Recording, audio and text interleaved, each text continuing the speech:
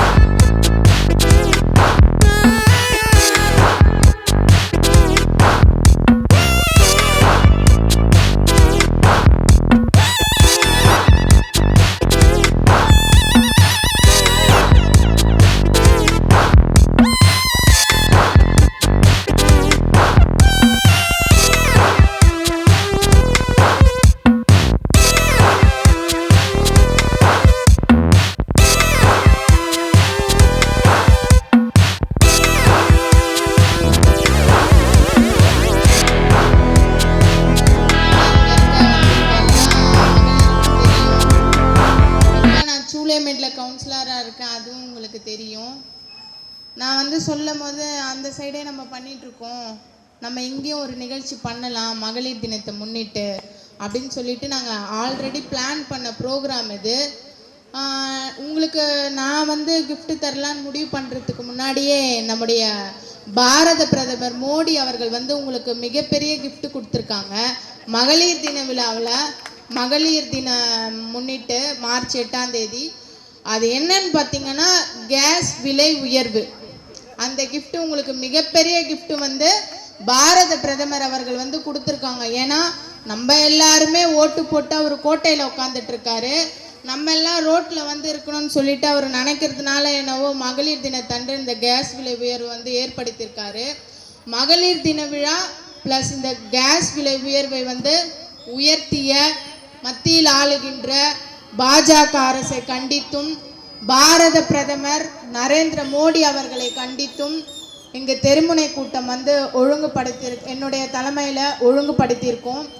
அதற்கு வருகை தந்திருக்கிற மத்திய சென்னை கிழக்கு மாவட்ட தலைவர் அவர்களுக்கும், அண்ணன் ராம்மோகன் அண்ணன் அவர்களுக்கும், ஐஓசி பாலு அண்ணன் அவர்களுக்கும், ஜிகே தாஸ் அண்ணன் அவர்களுக்கும், பாஸ்கர் அண்ணன் அவர்களுக்கும், தணிக்காச்சலம் அண்ணன் அவர்களுக்கும் என்னுடைய வாழ்த்துக்களையும் நன்றிகளையும் தெரிவித்துக் கொள்கிறேன். அது மட்டும் இல்லாமல் 1000 விளக்கு தொகுதியில் இருக்க பகுதி தலைவர்கள் மற்றும் வட்ட நிர்வாகிகள் அனைவருக்கும், சேப்பாக்கம் துறைமுகம் தொகுதியில் இருக்க பகுதி தலைவர்கள், வட்ட தலைவர்கள், காங்கிரஸ் நிர்வாகிகள் அனைவருக்கும், துறைமுகம் தொகுதியில் இருக்கிற பகுதி தலைவர்கள், காங்கிரஸ் வட்ட நிர்வாகிகள் அனைவருக்குமே இந்த தருணத்தில் நான் நன்றியை தெரிவித்துக் கொள்ள விரும்புகிறேன். கேஸ் விலை உயர்ந்திருக்கு. கேஸ் விலை உயர்ந்திருக்கா இல்லையா? உயர்ந்திருக்கு. இந்த கேஸ் விலை வந்து அதிகமாக ஆகிறதுனால என்னென்ன ஆபத்துக்கள்லாம் இருக்குன்னு சொல்லிட்டு நான் ஒரு சின்ன பட்டியல் மட்டும் உங்களுக்கு சொல்கிறேன். இது வந்து நான் சொல்கிறது வந்து சின்ன பட்டியல்லையே நடுத்தர மக்கள் வந்து கஷ்டப்படுற அளவுக்கு இருக்குது இந்த பட்டியல். ஃபஸ்ட்டு தள்ளுவண்டி வியாபாரம். தள்ளுவண்டியில் யார் வியாபாரம் பண்ணுவான்? அதானி அம்பானியா வியாபாரம் பண்ணுவாங்க. நம்மள மாதிரி வறுமை கோட்டுக்கு கீழே இருக்க மக்கள் தான் வியாபாரம் பண்ணுவாங்க. அதுக்கு அடிப்படை என்ன? கேஸ். அதோட விலை உயர்ந்துருச்சு, இப்போ தட்டுப்பாடாக இருக்குது. இப்போ ஃபஸ்ட்டெல்லாம் நம்ம வந்து ஃபோனில் வந்து மிஸ்கால் பண்ணாலே கேஸ் வந்து நம்மளுக்கு 2 நாளில் வந்துடும். சில டைமில் பார்த்திங்கன்னா ஒரே நாள்லேயே வந்துடும். இப்போ எத்தனை நாளுக்கு பிறகு கேஸ் வரும்னு சொல்லியிருக்காங்க? 10 நாள் கிடையாது, 25 நாள், கிட்டத்தட்ட 1 மாதம் பொறுத்து தான் கேஸே வரும். நம்ம எல்லாரும் சில பேர் வந்து 4 பேர் ஒரு வீட்டில் இருப்போம். சில பேர் வந்து பார்த்திங்கன்னா 7 பேர் இருப்பாங்க. வயதானவர்கள்லாம் இருப்பாங்க, அம்மா அப்பாலாம் கூட இருப்பாங்க. அந்த வீட்டிலலாம் பார்த்திங்கன்னா கேஸ்லாம் ஒரு 28 நாள் 1 மாதம் மட்டும்தான் வரும். அப்போ அவங்களுடைய நிலைமெல்லாம் என்ன ஆகுது? நம்மள மாதிரி இருக்க ஆளுங்கெல்லாம் சாப்பிட்றது கிடையாது. டீ தான் குடிப்போம். டீ எப்போ வேணாலும் எவ்வளோ வேணாலும் குடிப்போம். அந்த டீயோட விலையும் அதிகரிச்சிருக்கு தெரியுமா? அந்த டீயோட விலையும் அதிகரிச்சிருக்கு. அது மட்டும் இல்லாமல் இப்போ நம்மளுக்கு எதனா உடம்பு சரியில்லைன்னா நம்ம ஹாஸ்பிட்டல் போகிறோம். எதனா பெரிய சிகிச்சை பண்ணணும்னா அங்கே அட்மிட் பண்ணி நம்ம ஹாஸ்பிட்டலில் வந்து இருப்போம்.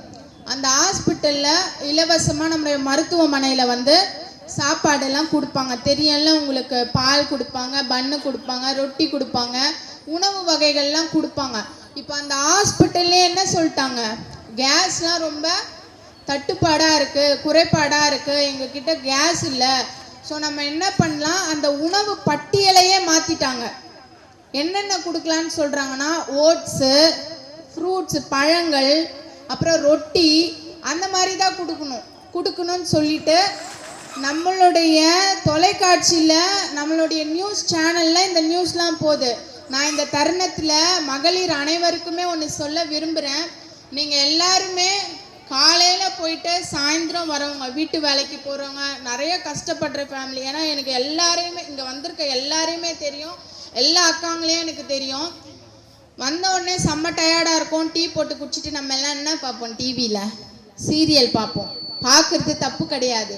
ஆனால் அதே டைமில் கொஞ்சம் 6 மணிக்கு நியூஸ் சேனல் வச்சு நம்ம பார்க்கணும், நம்ம நாட்டில் என்ன நடக்குது. ஈரானுக்கும் அமெரிக்கா இஸ்ரேலுக்கு தான் போர், நம்ம என்ன பண்ணுறது அப்படின்னு சில பேர் நினைப்பாங்க. அங்கே போர் நடக்கிறதுனால தான் நம்மளுக்கு இங்கே தட்டுப்பாடு. அங்கேருந்து தானே நம்மளுக்கு கச்சா எண்ணெய் வருது, கச்சா எண்ணெயிலேருந்து தான் நம்மளுக்கு எல்லாமே கிடைக்குது. ஸோ இந்த கேஸும் அதுலேருந்து தான் கிடைக்குது. ஸோ நீங்கள் என்ன பண்ணணும்னா, கொஞ்ச நேரம் ஒரு 10 நிமிஷம் தலைப்புச் செய்திகள் போடுவாங்க பாருங்க, தயவு கூர்ந்து அந்த நியூஸ் எல்லாம் நீங்கள் கண்டிப்பாக பார்க்கணும். அப்போ தான் நாட்டு நடப்பு உங்களுக்கு தெரியும். அப்போ தான் நீங்கள் தண்ணி பிடிக்கும் போது அங்கே அந்த தண்ணி பிடிக்கிற டைமில் இதெல்லாம் நீங்கள் பேசணும், நம்ம தான் பேசணும். மகளிராகிய நம்மளுக்கு ஒரு குணம் இருக்குது.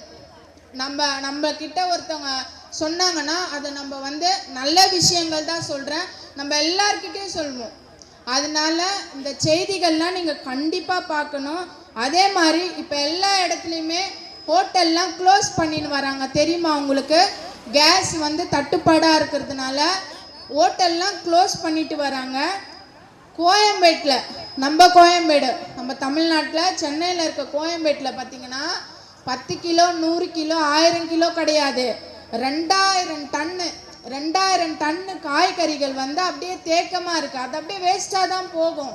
ஏன்னா வந்து ஹோட்டல்ஸ்லாம் மூடிட்டாங்க. இங்கேருந்து தானே ஹோட்டல்ஸ்லாம் காய்கறிகள்லாம் அனுப்புவாங்க.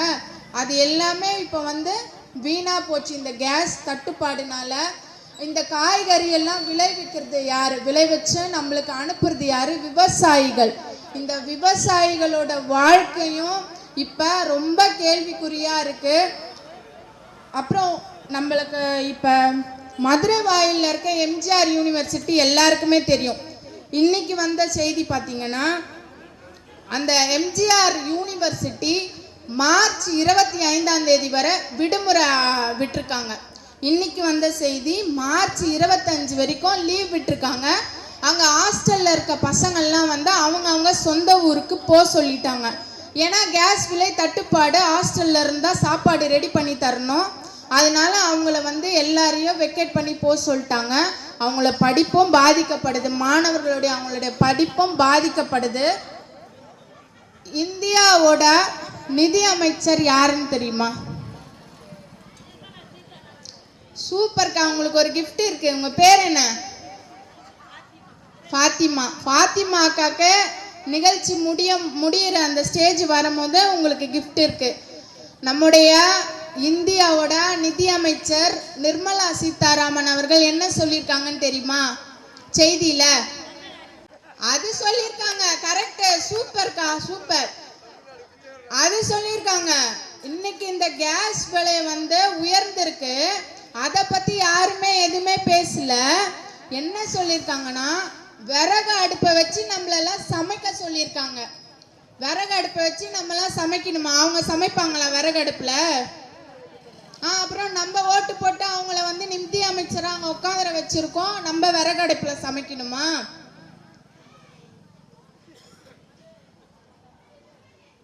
சென்னையில் பார்த்தீங்கன்னா கிட்டத்தட்ட 30,000 ஹோட்டல் இருக்கு. ஒரு ஹோட்டலில் 10 பேர் வேலை செய்கிறாங்கன்னா கிட்டத்தட்ட 9 லட்சத்துலேருந்து 12 லட்சம் பேரோட வேலை வந்து போயிடும்.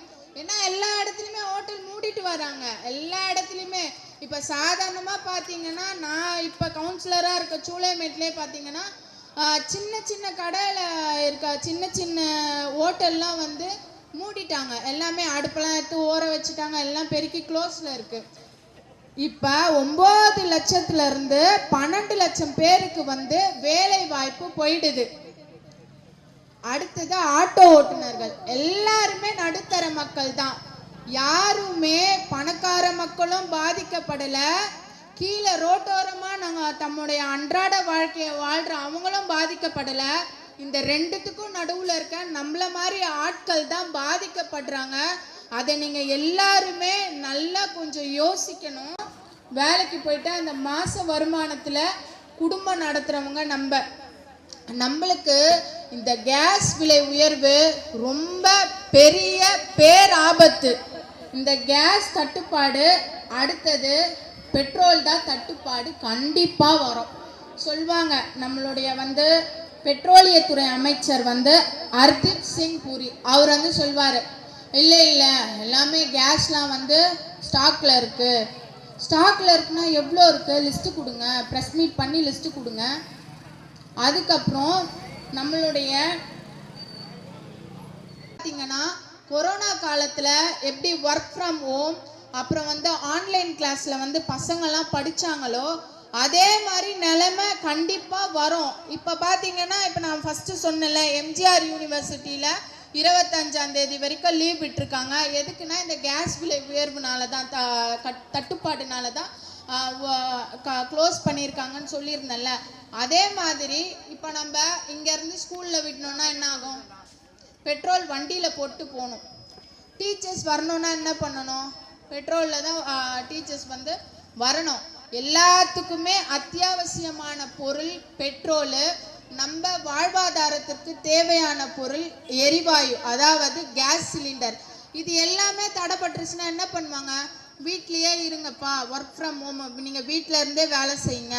பசங்களாம் என்ன பண்ணுவாங்க? ஆன்லைன் கிளாஸில் வந்து ஆன்லைன் கிளாஸ் தான் படிக்க முடியும். இந்த ஆன்லைன் கிளாஸில் படித்தாலாம் ஒன்றுமே சரியாகவே இருக்காது. நம்ம ஸ்கூலில் போயிட்டு டீச்சர் சொல்லி கொடுக்குற பாடமே சில டைம் வந்து நம்ம பசங்களுக்கு சிலதெல்லாம் புரிய மாட்டுது. நேராக அதுக்கு தனியாக நம்ம டியூஷன் வைக்கிறோம். ஆன்லைனில் கிளாஸ் நடத்தினா எப்படி பசங்களுக்கு புரியும்? தலைவர், நம்முடைய அருமை தலைவர் மாவட்ட தலைவர் செல்வம் அவர்களின் தயவால் ஏறத்தாழ 20க்கும் மேற்பட்ட எனது அருமை தோழர்களின் பெயரை சொல்லுகிற வாய்ப்பை ஏற்படுத்தி தந்தமைக்காக நெஞ்சார்ந்த நன்றியினை தெரிவித்துக் கொள்கிறேன். இந்த இயக்கத்தை பற்றி எனக்கு முன்னர் பேசிய சகோதரர் முத்தழகன் அவர்கள் மிக அழகாக எடுத்து கூறினார்கள். என் அருமை சகோதரி மாமன்ற உறுப்பினர் சுகன்யா அவர்கள் பேசுவதை கேட்கிற போது எனக்கு மிகவும் பெருமையாக இருந்தது. காரணம் என்னவென்றால், வாழ்வில் ஒரு சாமானிய பெண்ணாக பிறந்து எல்லா கஷ்ட நஷ்டங்களையும் அனுபவித்து இன்று இந்த நிலைக்கு வந்து அடுத்த நிலைக்கு தயாராகி கொண்டிருக்கிறார்கள் என்பதை எண்ணுகிற போது நான் மிகவும் பெருமைப்படுகின்றேன். உங்களது சார்பாக அவர்களுக்கு நான் நன்றியை தெரிவித்துக் கொள்கிறேன். ஒரு பெண், அவர்களுக்கு என்னவெல்லாம் இடர்பாடு உண்டு, அவர்கள் ஒரு கட்டத்தை தாண்டுகிற போது எதையெல்லாம் தாண்டி வர வேண்டும், ஒரு குடும்ப பெண் குடும்பத்தை நடத்துவதற்கு என்னவெல்லாம் பாடுபட வேண்டும் என்பது உங்களுக்கும் நமது சகோதரி சுகன்யா அவர்களுக்கும் நன்றாக தெரியும். உலகமெல்லாம் பரவி இந்த நாடே சிரித்து கொண்டிருக்கின்றது, உலகமே சிரித்து கொண்டிருக்கிறது. அப்படிப்பட்ட ஒரு சுய ஒழுக்கம் இல்லாத ஒரு பாமர மக்களை வஞ்சிக்கின்ற ஒரு கூட்டம்தான் பாரதிய ஜனதா கூட்டம். அந்த கூட்டம் ஏழை எளிய மக்களுக்காக பாடுபடுகிற கூட்டம் அல்ல.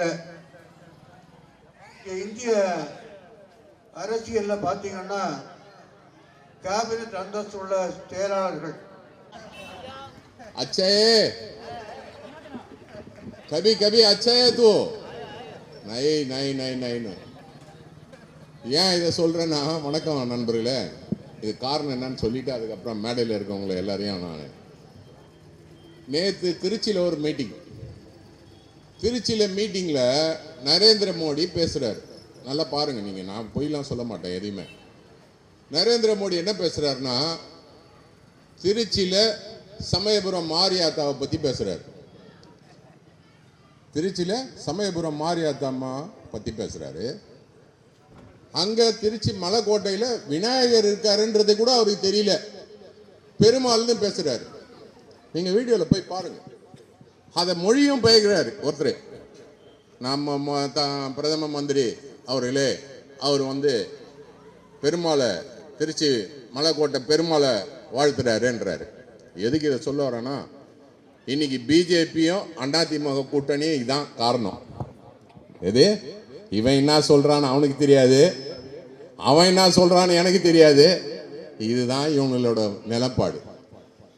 இதுதான் இன்னைக்கு நாட்டோட முக்கியமான இது. நிறைய பேர் சொல்றாங்க காங்கிரஸ் என்ன செஞ்சதுன்னு. காங்கிரஸ் என்ன செய்யலன்றத நிறைய விஷயங்களை நான் சொல்றேன். காங்கிரஸ் எவ்வளோ பண்ணியிருக்கு பாருங்க. நமக்கு கோல் இந்தியான்னு ஒரு கம்பெனி ஆரம்பிச்சு கொடுத்துருக்கு. ஸ்டீல் அத்தாரிட்டி ஆஃப் இந்தியான்னு ஒரு கம்பெனி ஆரம்பிச்சிருக்கு. ஆயில் அண்ட் நேச்சுரல் கேஸ்ன்னு ஒரு கம்பெனி ஆரம்பிச்சிருக்கு. NTPSன்னு ஒரு கம்பெனி ஆரம்பிச்சிருக்கு. NHPCன்னு ஒரு கம்பெனி ஆரம்பிச்சு கொடுத்துருக்கு. பாரத் ஹெவி எலக்ட்ரிக்கல்ஸ்னு ஒரு கம்பெனி ஆரம்பிச்சிருக்கு. நேஷனல் மினரல் டெவலப்மெண்ட்னு ஒரு கம்பெனி ஆரம்பிச்சிருக்கு. டிஃபென்ஸுக்கு தயார் பண்ணுற இந்துஸ்தான் ஏரோநாட்டிக்ஸ்னு ஒரு கம்பெனி ஆரம்பிச்சு கொடுத்துருக்கு. பாரத் எலக்ட்ரானிக்ஸ்னு ஒரு கம்பெனி ஆரம்பிச்சிருக்கு. பாரத் ஹெவி எலக்ட்ரிக்கல்ஸ்னு ஒரு கம்பெனி ஆரம்பிச்சிருக்கு. அதுக்கப்புறம் கொச்சின் ஷிப்யார்டுன்னு ஒன்று ஆரம்பிச்சிருக்கு. கோல்டன் ரீச் ஷிப் பில்டர்ஸ்னு ஒன்று ஆரம்பிச்சிருக்கு. ஹெவி இன்ஜினியர்ஸ்னு கார்பரேஷன் ஒன்று ஆரம்பிச்சிருக்கு. எலக்ட்ரானிக்ஸ் கார்பரேஷன் ஆஃப் இந்தியான்னு ஆரம்பிச்சிருக்கு. இது மாதிரி நான் சொல்ல போனால் பல விஷயங்களை சிமெண்ட் கார்பரேஷன் ஆஃப் இந்தியான்னு ஆரம்பிச்சிருக்கு. Food corporation of India, shipping corporation of India, air India, central warehouse, engineering limited, fertiliser, Hindustan antibiotic, Hindustan copper, Indian drugs, national textiles, BSNL, VSNL, container corporation of India.